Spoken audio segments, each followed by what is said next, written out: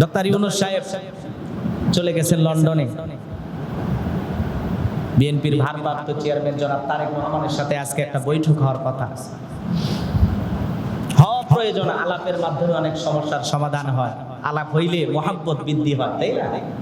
তো তারেক রহমানের সাথে ডক্টর ইউনূস সরকার দেখা করবেন, কথা বলবেন, এটা ভালো। এটা অনেকেই আবার সমালোচনা করতেছেন যে কেন দেখা করতেছেন, মনে হয় তিনি আর ক্ষমতায় থাকবেন না, এই নানান ভাবে আলোচনা সমালোচনা দেশে। আসলে বাংলাদেশের যে বর্তমান চলমান অবস্থা, এর মধ্যে সবচেয়ে বড় সমস্যা হলো আমাদের মুখ। এই মুখ দিয়ে আমরা যা ইচ্ছে তাই বলি, লাগামহীন বক্তব্য দেই, যা অনেকের মুখে শোভা পায়। এই দেশের বর্তমান প্রধান উপদেষ্টা ডক্টর ইউনূস সাহেব যদি জনাব তারেক রহমানের সাথে দেখা করে, আমাদের কোনো সমস্যা আছে? একজন বর্তমান দায়িত্বশীল আর ভবিষ্যতে যিনি রাজনীতি করতেছেন, বাংলাদেশে আসবেন, রাজনীতি করবেন, এমন মানুষের সাথে সাক্ষাৎ করে আলাপ আলোচনা করি, তারা যদি কোনো বিষয়ে সিদ্ধান্ত নেয়, আমাদের কোনো সমস্যা নেই। হরতাল অবরোধ করে যা হয় না, একটা আলোচনার মাধ্যমে তার চেয়ে বেশি পাওয়া যায়। কথা বলেন, এই জন্য আলোচনা হওয়া দরকার। আলোচনা হইলে একে অপরের প্রতি সম্মান ভালোবাসার জায়গাটা আরো মজবুত হয়। এই জন্য আমরা ডক্টর ইউনূস সরকারকে ধন্যবাদ জানাই। তিনি মাঝে মাঝে কিছু উদ্যোগ গ্রহণ করেন, বিভিন্ন দলের মানুষদেরকে নিয়ে আলোচনা করেন যে কি করা যায়, এই পরিস্থিতিতে কি করণীয়। সিদ্ধান্ত নেওয়ার আগে উনি অনেক বিষয় নিয়ে আলোচনা করেন। আলহামদুলিল্লাহ, ভালো। দেশের পাচার হওয়া অর্থগুলো ফেরত পাওয়ার ব্যাপারে উনি অনেক চেষ্টা করতেছেন। আলহামদুলিল্লাহ, এই দেশ থেকে যেই পরিমাণে অর্থ পাচার হয়ে গেছে, আমরা তো একেবারে তলাবিহীন একটা ঝুড়ি পাইছি, কিচ্ছু নাই দেশে, সব লুটপাট করে নিয়ে গেছে। এমন একটা দেশে অর্থ যদি ফেরত আসে, পাচার হওয়া কিছু অর্থ যদি আমরা পাই, আলহামদুলিল্লাহ, এই দেশের অনেক উপকার হবে, এদেশের মানুষের অনেক কল্যাণ হবে। আল্লাহ এদেশের সব সমস্যার সমাধান করে দেন, জোরে বলেন আমিন। একটা শান্তির বাংলাদেশ আমরা চাই, আল্লাহ কবুল করেন, জোরে বলেন আমিন। আর একটু জোরে বলেন আমিন। এজন্য ডক্টর ইউনূস সাহেব এবং তারেক রহমানের আজকে বৈঠক হওয়ার কথা, সম্ভবত হবে, আশা করছি আমরা। কোন ষড়যন্ত্রই যেন এই বৈঠকটাকে নষ্ট না করতে পারে, আল্লাহ কবুল করে। তো সম্মানিত হাজিরিন, আমি যে কথা বলতে চাচ্ছিলাম, আল্লাহ তাআলা তার হাবিবকে এমন একটি দিন দিয়ে, এমন একটি জীবন ব্যবস্থা দিয়ে পৃথিবীর ভূখণ্ডে পাঠিয়েছেন, সেই জীবন ব্যবস্থা যদি আমরা আমাদের হৃদয় দিয়ে ধারণ করতে পারি, আমরা যদি মনে করি না সেই দিনের বিজয় আনা প্রয়োজন, তাহলেই কেবলমাত্র আমরা আসল শান্তির যে জায়গা সেটা প্রতিষ্ঠিত করতে পারবো। বিশ্বাস করেন, এই জমিনে আল্লাহর দ্বীন যদি বিজয় করতে পারেন, কোরআনের 2-4টা আইনও যদি আপনি জমিনে বাস্তবায়ন করতে পারেন, এই দেশে শান্তি ফিরে আসবে। এত বাহিনী লাগবে না। সৌদি আরবে আমি গেলাম, পুলিশ কোন জায়গায় আছে? এই 2-1 জায়গায়, আর বেশিরভাগ পুলিশ আছে মক্কা মদিনা, মানুষদেরকে নিয়ন্ত্রণ করার জন্য, বিভিন্ন দিক দিয়ে মানুষকে একটু ঘোরায় ফেরায় রাস্তা দেখায়। আমি মাঝে মাঝে একটু কষ্ট পাইলাম, একটু বিরক্ত আসে, এত পেঁয়াজ খায়। এই যে সোজা দেখা যায় কিং আব্দুল আজিজ গেট, সোজা দিকে যায়, ঘুরাই কেন? পরে চিন্তা করলাম, এই ঘুরানোর মাধ্যমেই আসলে মূল কারিশমা। সৌদি আরবের লোক হজে যে যায়, এই মানুষগুলোকে কেন ঘুরায়? বিভিন্ন রাস্তা দিয়ে ঘুরায় কেন? এই যে ঘুরাইলে দেখা যাচ্ছে এই রাস্তা দিয়ে সোজা আপনি যেতে পারবেন, 7 মাথা সোজা যেতে পারবেন, কিন্তু ওইটা যদি আপনাকে বনানী দিয়ে ঘোরাইয়া, মেডিকেলের সামনে দিয়ে ঘোরাইয়া, তারপরে ওইদিকে সেলিমপুর আবার 3 মাথা, ওই দিক দিয়ে ঘুরাইয়া আবার 7 মাথা নিয়ে আসে, বলেন তো এই প্যাচের মধ্যে কত মানুষ ধরবে? যত প্যাচটা লম্বা হবে তত মানুষ ওই সারিতে থাকবে, ওই লাইনের ভিতরে থাকবে। এই জন্য তারা যে ঘুরায়, আমরা মনে করি যে ট্রেনে উঠবো, মিনায় ট্রেনে উঠবো, আমরা জামরায় গিয়ে নামবো, কিন্তু ট্রেনে ওঠার যে রাস্তা, যে ঘুর, ওখানে আপনাকে 2 কিলোমিটার ঘুরায় না।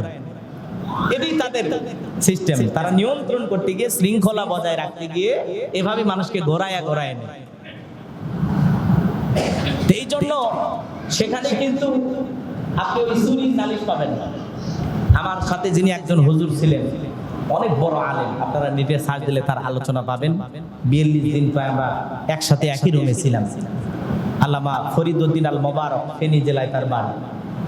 আরাফার ময়দানে গিয়ে ওনার মানিব্যাগ হারায় গেল, প্রায় 60,000 টাকার মতো ছিল মানিব্যাগ। আরাফার ময়দানে আল্লাহর একজন বান্দা, সৌদির মানুষ, আল বাইক নিয়ে আসছে। মানে আপনারা বাংলাদেশে অনেকে খান না, মুরগি ভাই যেতে যেতে, বুঝতেন তো নাকি? এটা আল বাইক। তো এই খাবারটা উনি সংগ্রহ করতে বা ওইদিকে গেছেন, যাওয়ার কারণে ওই মানি ব্যাগটা এখান থেকে পড়ে গেছে।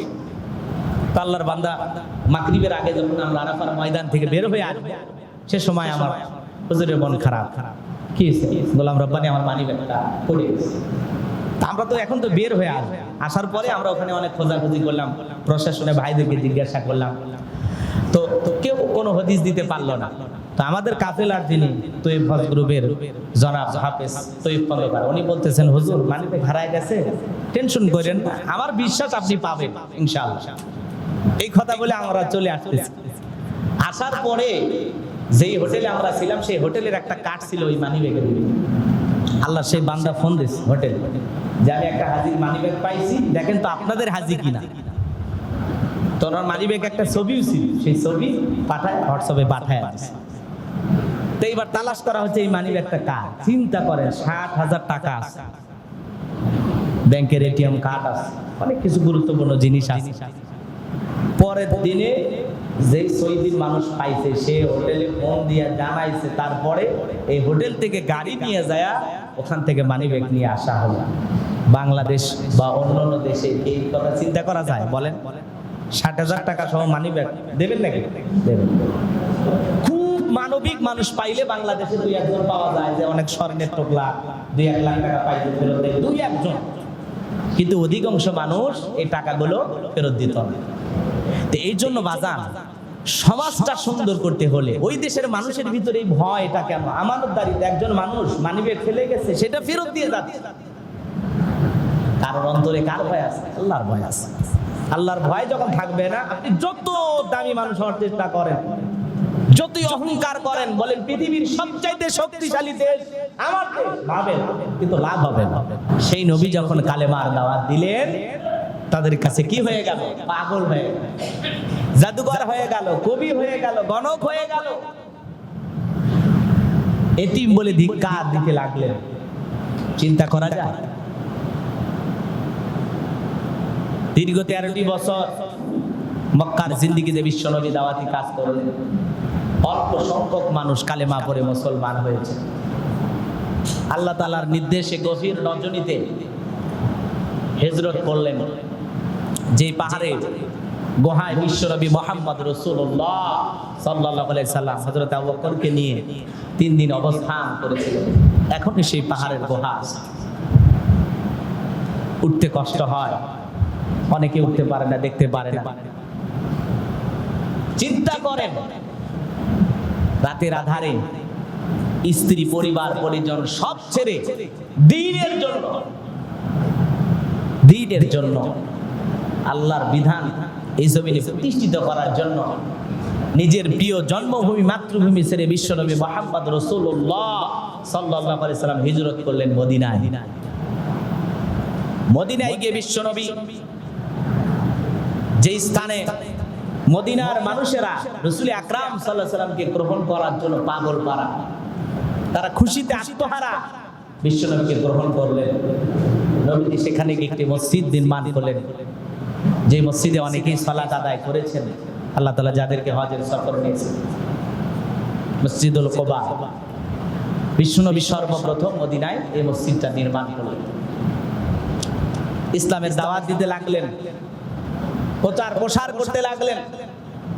দলে দলে মানুষ কালেমা পড়ে মুসলমান হতে লাগলো। মক্কার চাইতে মদিনার মানুষ বিশ্বনবীকে বেশি গ্রহণ করতে লাগলেন, বলেন সুবহানাল্লাহ। এই জন্য মদিনার মানুষের দিল বড় ঠান্ডা, নরম মেজাজের মানুষ, তারা মানুষের সাথে খুব ভালো আচরণ করে। তারা মদিনার দোকানদার বলেন, সাধারণ ব্যবসায়ী বলেন, আর সাধারণ মানুষ বলেন, তাদের ব্যবহার অনেক নরম, তারা অনেক বিনয়ী। সুবহানাল্লাহ, সুবহানাল্লাহ। তো সম্মানিত হাজিরিন, বিশ্বনবী এভাবে দাওয়াত দিতে লাগলেন। মক্কা ইহুদি যারা আছে, মুশরিক যারা আছে, তারা তাকায় দেখে, তারা যেই দিকে ঘুরে নামাজ পড়ে, বিশ্বনবী ওই দিকে ঘুরে নামাজ আদায় করেন। বাইতুল্লাহর দিকে না, বাইতুল মুকাদ্দাসের দিকে সালাত আদায় করলেন দীর্ঘ 16 থেকে 17 মাস। এরপরে নবীজি নামাজের ভিতরে বারবার মুখটা আসমানের দিকে তাকায়, বারবার তাকায়। আল্লাহ তাআলা নবীজির দিলের অবস্থা বুঝতে পেরেছেন। ডেকে বলে, নবী আপনি কেন বারবার আসমানের দিকে তাকান? আমি বুঝেছি আপনার মনে চায় আপনার আদি পিতা মুসলিম জাতির পিতা ইব্রাহিম আলাইহিস সালাম যে বাইতুল্লাহ নির্মাণ করেছেন সেই দিকে মুখ ঘুরে নামাজ আদায় করতে চান, মনে চায়। ঠিক আছে, 2 রাকাত নামাজ বাইতুল মুকাদ্দাসের দিকে পড়েছেন, আর বাকি 2 রাকাত নামাজ এখন বাইতুল্লাহর দিকে মুখ ঘুরে পড়েন। সুবহান। এখন আছে মসজিদে কিবলাতাইন, কিবলা পরিবর্তনে সেই মসজিদ এখনো আছে। তো সম্মানিত হাজিরিন, দ্বীনের বিজয় এমনি এমনি আসে নাই। সেই পাহাড় গিরিপথ কঠিন একটি রাস্তা পেরিয়ে বিশ্বনবী হিজরত করে চলে গেছেন মদিনায়। সেই পাহাড় গুলো দেখলে আপনারা অবাক হয়ে যাবেন যে কিভাবে একটা মানুষ পায়ে হেঁটে এত রাস্তা কিভাবে যেতে পারে, কিভাবে যাওয়া সম্ভব। আজকে আমরা মুসলমান নিজেকে ইমানদার দাবি করি, 2 ঈদে নামাজ পড়ি, মাঝে মাঝে জুমা পড়ি, মাঝে মাঝে 5 ওয়াক্ত পড়ার চেষ্টা করি, হ্যাঁ, কুরবানির ঈদে পশু জবাই করি, কুরবানি দেই, আর নিজেকে অনেক বড় মুসলমান দাবি করি। রাগ করতেছেন আপনারা? তো এই মুসলমান হইলেই তো প্রকৃত মুসলমান হওয়া যাবে না। এই মুসলমানের নামই প্রকৃত মুসলমান নয়। এই পৃথিবীর ভূখণ্ডে আল্লাহ তাআলা আপনাকে আমাকে কেন পাঠিয়েছেন? আপনি আমি মুসলমান, আপনার আমার কি দায়িত্ব, কি কর্তব্য, এটা যদি আমরা বুঝতাম তাহলে এইভাবে চুপচাপ থাকতাম না। আপনার আমার অনেক দায়িত্ব আছে, দায়িত্ব পালন করতে হবে। অনেকে ভাবতেছেন হুজুর আমাদের এত দায়িত্ব নাই, দায়িত্ব আছে ইউনূস সরকারের, নাকি উনি দায়িত্ব নিয়ে বসে আছেন, আপনার কোনো দায়িত্ব নেই। উনি দায়িত্ব নেওয়ার পরে কি হয়েছে? চাঁদাবাজি বন্ধ হয়েছে, চুরি বন্ধ হয়েছে, হয় না।